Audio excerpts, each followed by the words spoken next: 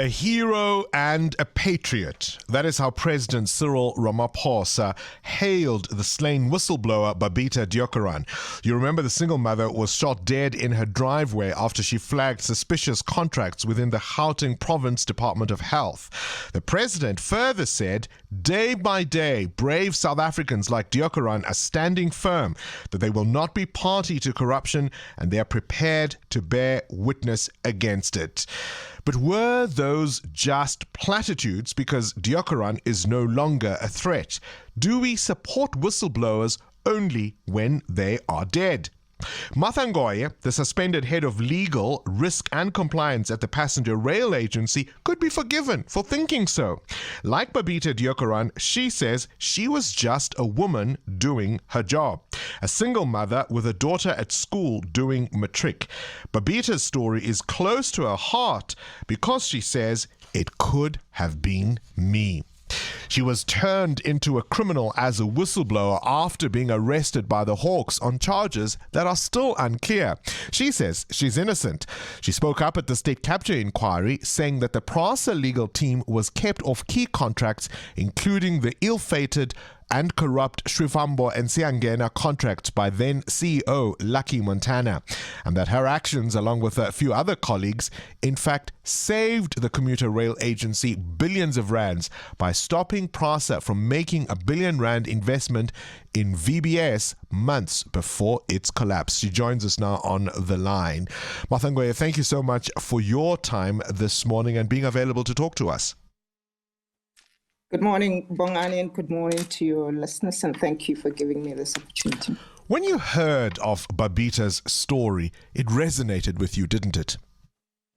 Yes, it did. You say because she was a woman doing her job just like you. Yes. I mean, I think what Babita went through was exactly what I was going through at the time of her death. Her story was very similar to mine. And in fact, a lot of us find ourselves in Babita's position, just professionals doing their work. Unfortunately for Babita, she obviously had to be, brutally assassinated for reasons best known to those who did it. Tell me, what are for you the parallels in your stories? Well, as a professional, you just do your work. I don't think we go out there, Bongani, to become whistleblowers. Babita, in her day-to-day work, right, identified problematic issues within the organization, highlighted those issues with the seniors, and hoped that something would be done about them. But little did she know that she's trampling on people's toes, and little did she know that her life was going to be in danger in the manner that it was. I've been in the same situation. I've actually been threatened. I've been told that you think you're running PRASA. You think that the legal department is so powerful that it runs PRASA. I've been told many instances that my time is limited at PRASA if I don't toe the line. I've been told all those issues. And when I looked at Babita's life and I look at my life as a single woman, as a mother of a daughter, I looked at Babita's daughter and I look at my daughter and I see the pain in both girls' eyes, and I feel very betrayed by my country. You remain on suspension, and in fact, you face a number of investigations. Yeah. Someone would I do. Someone would say, though, Martha, that even Justice Zondo at the State Capture Commission said your role, along with others, in the bid adjudication committee at PRASA still needs some scrutiny. Yes. And you see, Bongani, I don't have a problem with that. You see, let me say this thing to you. In instances where corruption is not entrenched, the corrupt steal quietly and secretly without demanding that the honest professionals should participate in the corruption. However, where there is capture, the capturers are brazen and they demand that they should participate in the corruption. And those who stay honest professionals and refuse to toe the corruption line are pushed out, defamed, and rendered lepers. In this particular instance, when the judge said that, I believe there was sufficient evidence to show even at the state capture, that I was not party to what I am accused of. However, but because there was no time sufficient given to PRASA to deal with its issues, I guess the commission found itself having to, pronounce on the manner in which they did. And I don't have a problem with it because I'm going through with it. And my story has never changed. And I gave that evidence at the State Capture Commission to say I was not part of that committee that I'm accused of being part of. Nothing has changed. Tell me about the Hawks arrest. What were the charges and where is that matter now? Well, in fact, they investigated me. It was an issue around the South African Fence and Gate 58 million rands transaction. The amounts keep changing, Bongani, ever so often. So I actually sometimes never know what the actual amount is. I was accused. I don't know whether I approved. I don't know whether I signed off the contract. I don't know whether I paid, because every other time when something is said about, say, Fence and Gate in my name, it is said that I've done one of the three. So I was investigated by the Hawks. And in fact, in the end, what the investigating officer came to me said, he said, Martha, we've done everything. We have looked at your financials. We have looked at you. We cannot find anything. However, this investigation had to continue and had to be done because Mr. Lucky Mondana was constantly in our offices inquiring as to how far this particular matter was. And you know how politically connected he is. Those were the words that came from the investigator after my life was turned upside down for a matter that was not my responsibility. PRASA sued you for 45 million rand? Yes, it's the same matter that I've been sued for. And what is interesting, Bongani, is that a couple of days, after I was fired, a judgment came out in favor of PRASA, where I was instrumentally involved in getting the money back for PRASA. And we got an award for 45 million rands because obviously you have to prove the losses and the losses that PRASA could prove at the time. And I gave evidence in that matter. And we got the money, 45 million rands back for PRASA. But no, the amount is required from me and not from the organization that was paid that 45 million. I didn't get paid 45 million rands by PRASA for them to ask for this money from me now through a court process. You say there's no real will to fight the type of corruption we all saw under state capture, that the culprits are either protected or simply recycled to other entities and life goes on. Yeah. Yes, Bongani, those professionals who compromise their professionalism and do the bidding for the capturers are protected and are able to move around public entities freely.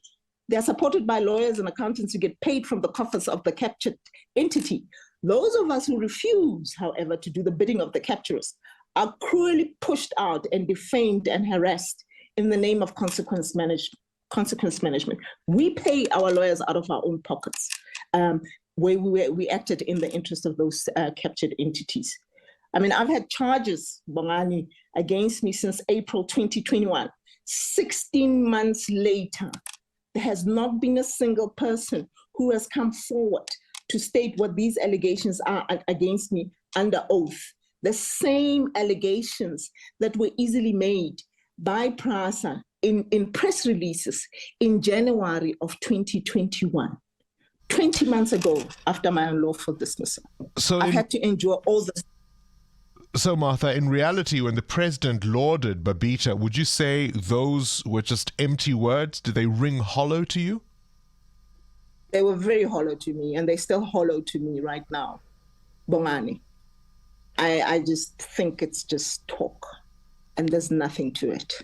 And here you are facing mounting legal bills with no end in sight. Yes. In fact, my disciplinary hearing is sitting today, and I hope it sits, because I'm tired of this. This has got to end. I need to clear my name, as I've said, and clear my name, I will come hell or high waters. What does this cost you personally and emotionally, Martha? It's cost me a lot, Bongani. My health has taken a turn to proportions which I could not even fathom. My doctors have even, warned me to say, stress kills, something that I know. I mean, I've gone for medicals after medicals because I didn't know what was wrong with me, until I was told that it is because you are so stressed. I've had psychological bills that I've had to pay. I've had to balance the issues of seeing psychologists between me and my daughter, because financially I then couldn't afford it, and my daughter needed the assistance. I mean, my credit rating is gone out the roof because now my finances are a mess. I can't pay the lawyers. I owe lawyers hundreds of thousands of rands. I mean, really, on things that I did not do, Martha, I have to pay them. Martha, people listening to us will think, gosh, being a whistleblower simply isn't worth it. It's not worth it in the end, Bongani, but it's got to be done. I think if you do it, you must understand the consequences of what you are doing. Because unless really, I think in our cases and many other whistleblowers, with the support of the civil society, we have been able to gather the strength and to move on. I don't think one would have been able to do this without the support of friends and civil society at large. It's just a lot. You're on your own. These people have got money. They use state coffers to fight you. I mean, it was said to me, Bongani, in a meeting where the DG of Transport called the meeting at 6 a.m. in the morning and said, you are rogue.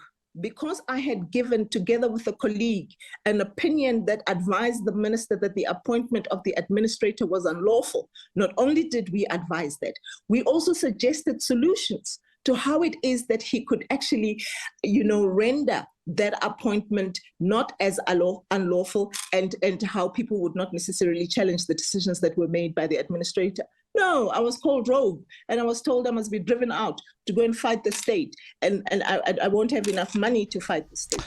This is planned, Boban. Gosh, Martha.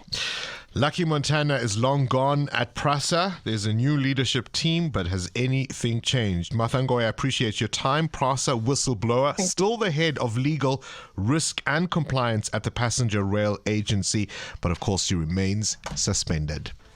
Current events, developing stories, tough questions, your voice making a difference.